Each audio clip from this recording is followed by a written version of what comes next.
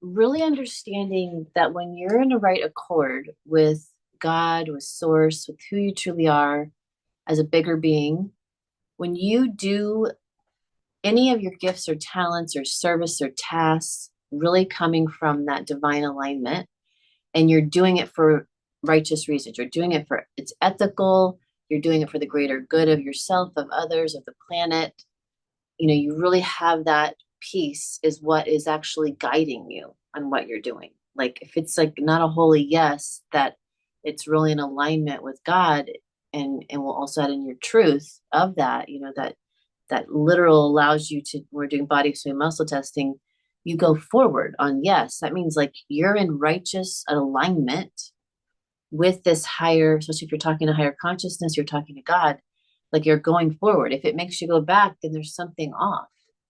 It's when we go forward with muscle testing, it means we're strong. It means our muscles are strong. They literally like get a charge from the Holy Spirit that you be, comes down and moves you forward. And if it breaks the charge, you go back. And that's a no. So making sure that, we're going to look at make sure we don't have any beliefs that are restricting us, because a lot of people have these beliefs that money is evil, is that rich people are greedy, is a belief system that has to be cleared. Because if you may tell me like, we're going to stand up in a minute and do this, but you may say, oh, I don't believe, rich people are greedy. But all of a sudden, when we ask, do you have any belief systems or false belief systems that's stating that, you may go forward that, yes, you actually do have a belief about that. And so we want to make sure that we're clearing these unconscious, subconscious beliefs. Otherwise, it creates cognitive dissonance. Like you maybe you go to say an affirmation, or you go to someone's trying to give you, money for your gift or talent, and you refuse it, or you can't hear them, or they can't hear you. You say what your value is on a product, and they're like, huh, what? Somewhere there, it creates this cognitive dissonance where it literally can't even be received to you, through you, or for you. And you can't even sometimes even say it or feel good about saying it, because there's these undercurrent unconscious belief systems that need to be cleared. So we want to make sure that today we look again, and pretty much I think every time we come together, we're going to look to see if there's something rearing its head that's literally showing itself that is unconsciously been memorized. And a lot of these, like I said, are coming from, we're a spiritual space. So I've noticed through the years that, there's been this spiritual movement, and they're woke and broke, and they're not allowing themselves to have that high level of prosperity. Not to say we are that, or I'm deleting that, but there's just a large crew of that kind of spiritual people that are, they're not really giving or receiving their worth or putting value to the level of what they give, because they feel it's, not spiritual to have money, or that, the meek shall inherit the earth, but yet here you are, a child of God, and that God is like infinite source, infinite abundance, and you are that. So you have the ability. You are literally, that flowing through you. So you have the ability to generate current, right? That's the energy, the current, and stack up light particles. So you're an abundant billionaire, godzillionaire, just from your ability to project light. And then that in between human stance is you have a strong amount of gift and talent to literally give, and have the value be returned in, whatever form of exchange that you're desiring. Yeah. So while you were talking and you said we're going to clear some beliefs, and I kept thinking, well, like for me, a lot of things come up like from past lives of being abused with money and abusing with money. But then when you started talking about God, which is where I raised my hand, I'm like, we've had lifetimes where we've taken the vows of poverty to serve God. Mm-hmm. So I'm just wondering,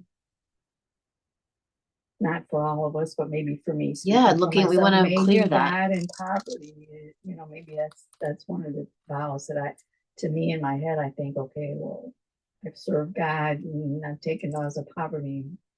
prior lifetimes. So maybe that's the belief I need to heal. Yeah, sure.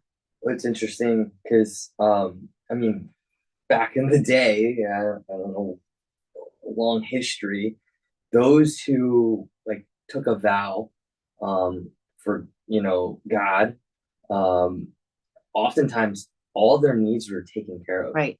because like they didn't have to, that wasn't something they needed to worry about because they were doing their role. Yep. So it's different society now. Mhm. And so it's like interesting to see those particles recalibrate essentially. Right. And like I was given that um alignment like for the last, I don't know, not this past year and a half or so, but for like the last from 2020, a couple of years in, to only give and receive from my heart and not charge. And I've had that through my life. I had it when I was like 24. And then again, these other lifetimes. And it wasn't that it money was deemed bad or anything. It was just for me to activate again that next level of my heart to open and for my next realization to come on even stronger that yes, I literally just, when I'm in coherent love and thought, those things arrive instantly. And that I can, allow for giving and receiving it out without expectation, but also knowing that I'm going to be in alignment. As soon as I'm in alignment, divine accord, I literally will have it show up right in front of me because all my needs are taken care of. Whether again, and there's these different levels of, that type of understanding that there's this holy God, giving it to me, or that I am, this bigger I am presence giving it to me, right? I'm projecting it and then it literally stacks up in front of me because I'm allowing it to come from the unseen into the seen, right? And that allowance, there has to be self-love and self-worth to even let it to come in. But there's so many like cross sections and tangled, around all the things we just talked about.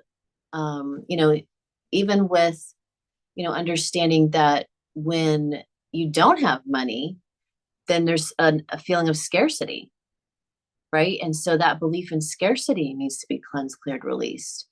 And when you don't have money, a lot of people aren't necessarily, they're selling their soul. They're not actually doing what is that gift and talent that they're meant to be doing, that they got a holy yes when they asked, is this what I need to be, doing right now? It may come in like in this disguise of your lower self, saying, oh yeah, we could just like, you know, do X. And it's really, deep in your soul and your heart is like, no, I shouldn't be doing this. But you do it anyways because, you need the money. And so these are also the things we want to clear up because it's that lack mentality that again keeps us out of this righteous behavior and like doing things in the right order.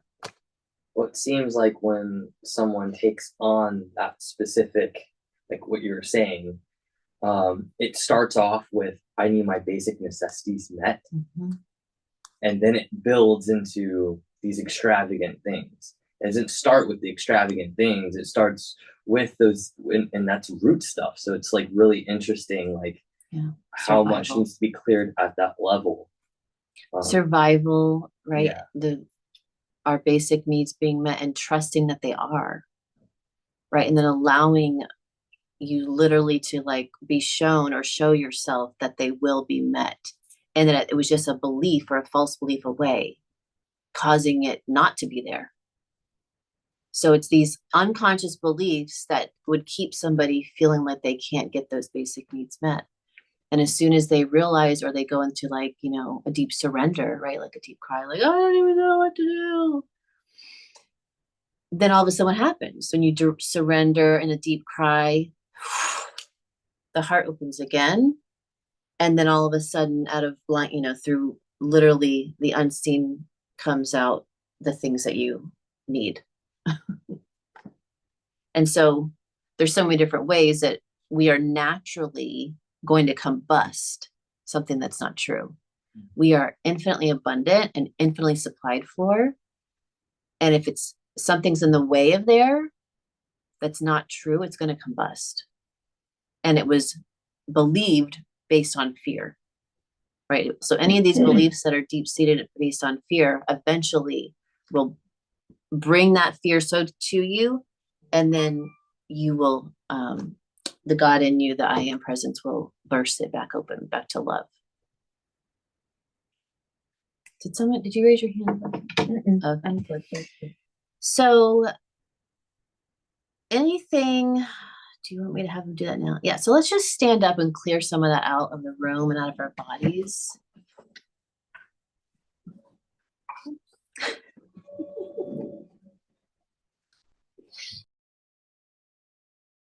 Giving. Mm-hmm. And your projector is memorizing the hundreds, seeing the hundreds easily. So because when I started doing the exercises with the $100 bill stacks and $100 bills, and I started putting them, and I still do this I put them in places I'm always looking. Oh yeah. There's one in the center of my car. There's one, in where I brush when you open the thing where you brush your teeth. They're in sight where I go often. Okay. So they're always there. Mm-hmm. And then they're always being handed to me now, because I've gotten that really strongly built in the projector. So, okay, so let me make sure. So so where is money? Money is everywhere. It's literally a thought away. So, look around this room and let's name things that someone had to make and then got money for it. Oh, the candle. Candle, the phone, the drum, iPad, wind chime, speaker. I mean, we could probably say everything in literally here. everything. So we're always making things and then we're receiving money. Now you do have to put capital in. You got to maybe invest and buy the wood or buy the fabric.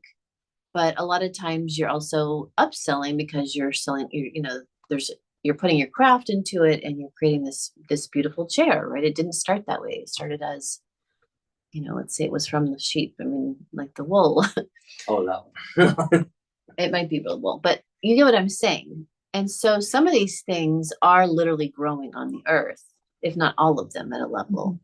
So we're starting to understand that we do have an infinite supply, right, of materials. And when people will say, oh, there's a limited supply. Well, when we start to really understand the quantum mechanics of reality, it's infinite. It's the belief that it's not that has programmed into this holographic experience that we're in that literally creates it looking like it dwindles. But one of the biggest things, examples of when you go to big stores, Costco or a sporting goods store, my dad and I were walking through and he's like, this can't be real. How do they put, 1,000 of these sippy cups up on here? And we walk through here all the time and they're still there, right? How is it that these stores have loaded shelves? Who's buying all this stuff? Right? Where does it go? How the new season comes and there's a bunch of more stuff. If you really think about it, of how much stuff that you see in stores, if it's not really a projection and a hologram, then where is the stuff? It's not really going anywhere. It's not going to everybody's house, the 1,000 sippy cups. And then in a week, if there's a new model out, right? Do you see what I'm saying? Mm-hmm. It has to be just being projected there because we believe that it's there. We've got these fillers in. So when we start understanding how things are really being projected and created here from our sum total of our beliefs and what we expect to be there, then we can start really having more fun and realizing that there's a unlimited supply of everything. It's just what can you think of? Now that's more of a bigger view. Not everybody's ready to really adopt that. They're like, well, what about the trees? They're going. So there's an unlimited supply of money, of resources. And what I was wanting to get at is of ideas. There are so many things that could be created. And some of those aren't actual things. Some of these things are your offers that you're going to create. You have a gift and a talent and you've never thought of packaging it that way or giving that way, but yet you just heard somebody complain that they need that solved and you know how to solve it for them. So just listening around, whether you're listening within or listening out and about, you'll hear somebody say that they need something fixed or a problem solved. And you may get like a God idea that comes through. You're like, oh my God, I know how to solve that. Or you may have, the coaching or mentoring for them to help them understand that they can solve it for themselves. So we have an infinite amount of things that we can create, and that's going to also then literally be something that we can receive currency for, and that's stored energy we put in this money, and then we need to understand what are we gonna do with it. Where's this? We don't, like I said, we don't want to just like stuff under our bed or keep it in a safe or keep it all in the bank, just stacking up and never spending it. It's meant to be circulated. And when we circulate it in righteous ways, we're bringing heaven to earth. We're literally, bringing the kingdom here by being able to actually circulate that money. Sometimes really small things. Sometimes it's, rather than me getting it from the thing I need from Amazon, maybe I'm going to go down to the local market and actually go buy it, from a local vendor. So it's like understanding, where does this money want to circulate and how does it want to circulate? Because some of those things that are going to be gifted to you are like seeing someone smile, right? When you bought that cream from them, right? Okay. And then the true wealth that I wanted to bring up today was about, money is not making you wealthy, right? It's these intangible things that come with true wealth, which we can breathe, we can smile, we can laugh, ease, peace, joy, gratitude, like all those things like make us wealthy.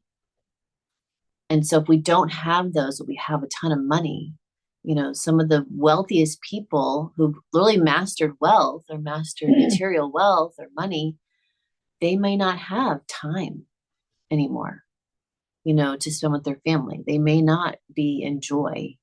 They might not have deep peace, right?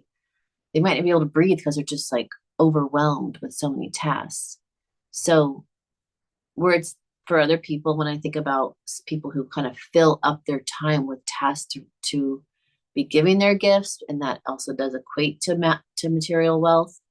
Some people do like to do a lot of things. It's not that they're stressed out about it. They may still just enjoy to do these immense amount of tasks because they have a lot of gift, they have a lot of talent, and they have a lot of capacity to give. Just depends where you're at. If you're not feeling like you're putting in all this time, and maybe you're making the money or you're not making the money, like these are all things that we need to evaluate, because sometimes just removing some tasks that we're doing, some time tasks that we're doing, people in our life literally can allow the amount of money to start to come in or money to start flowing towards us, because that was like a boulder in the way, because you were attaching yourself or entangling yourself or agreeing or committing to doing things that actually were not in alignment with what you're meant to be doing at this now moment. So everything about that, we're just going to ask for anywhere we're not in right accord or right alignment with the things that we're doing, just kind of see things move out of the way.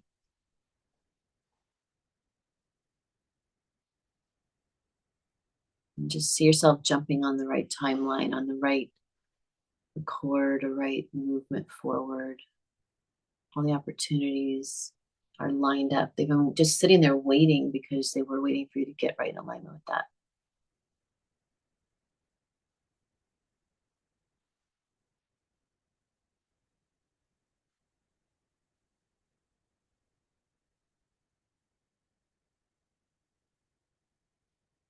Good.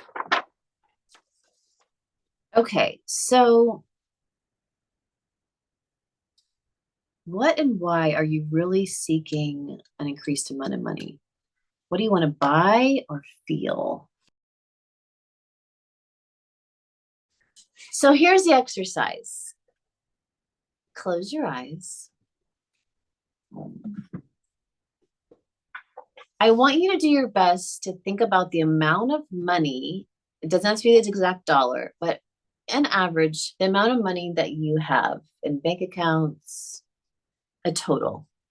If you don't know exactly and you just want to like guess, do not judge yourself in any amount that it is because you are infinite abundance. I'm just talking about the money you have in bank accounts. Whatever that is, double it. And I want you, as it's being doubled, I want you to notice in your field, where does it come to, where does it come in? It's doubling. Does it come in front of you, to the left of you, to the right of you? And take a deep breath and really breathe that in as it's being doubled. Good. And then double that again. And breathe and let it come in. So if it was, you know, $100, it's went to 200, then went to 400. If it was $100,000, it went to 200 to 400,000. Just double. You got two doubles so far. Good. Now times it times 10 and breathe it in, let it come in. Good. And then double that. Good. And then double it again. Even if you start losing track, doesn't matter. It's coming in. Breathe. Hopefully it should start feeling good. If it doesn't, we're going to clear, cancel, delete, dissolve, dismantle any resistance from you receiving. Double, double, double, times 10, double, double. And then go ahead and times it times 10 again.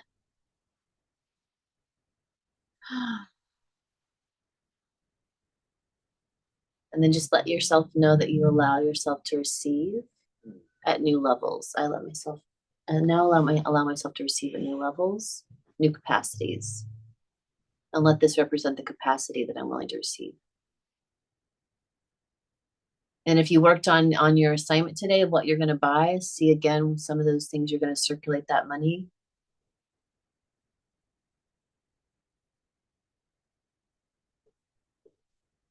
Good.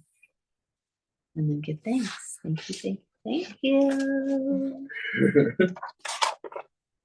So that one's something I definitely suggest we keep doing, you know, for yourself when you're just having fun. Be like, ooh, double, double, double. And get excited about it. When I'm at home, I'm yes. Maybe we'll do some of those louder next Monday, but I'm like, I get into it. The more excitement you can conjure up, just if you're in the mirror or in the shower, like I'll turn it all the way cold and I'm like, yes, yes. You allow the capacity to open bigger channel to receive. Why cold? Huh? Why cold? Because it gets me like, yes. Oh, okay. So I'll do hot. All right. Great class, everybody. Thank you.